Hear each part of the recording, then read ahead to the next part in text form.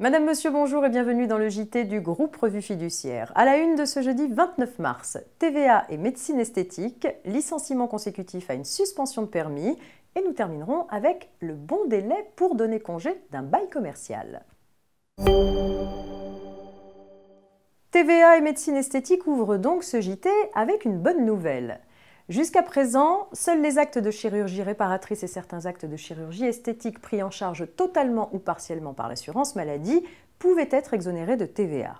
L'administration fiscale vient d'assouplir sa doctrine en la matière. Dorénavant, lorsqu'ils ne sont pas pris en charge par l'assurance maladie, peuvent également bénéficier de l'exonération de TVA les actes de médecine et de chirurgie esthétique dont l'intérêt diagnostique ou thérapeutique a été reconnu dans des avis rendus par la Haute Autorité de Santé.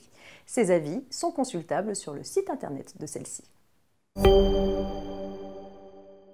Le retrait ou la suspension du permis de conduire peut empêcher un salarié de travailler sur une certaine durée, créant un trouble objectif dans le fonctionnement de l'entreprise et ouvrant la possibilité d'un licenciement pour cause réelle et sérieuse.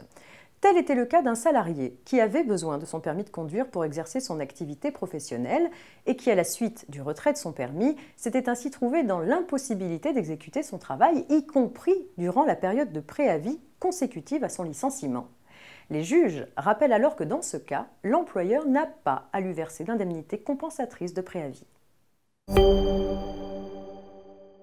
On s'intéresse pour terminer au bon délai pour donner congé d'un bail commercial avec cette affaire. Une société est titulaire d'un bail commercial de 9 ans qui a débuté le 1er octobre 2010.